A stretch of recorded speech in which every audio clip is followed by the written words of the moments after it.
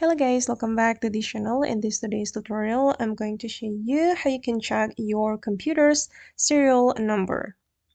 Okay, let's get into it guys. I have opened my computer, and if you want to check the computer serial number, one of the way that we can try is using the command prompt. You can go to your start menu and you can search for the command prompt or CMD.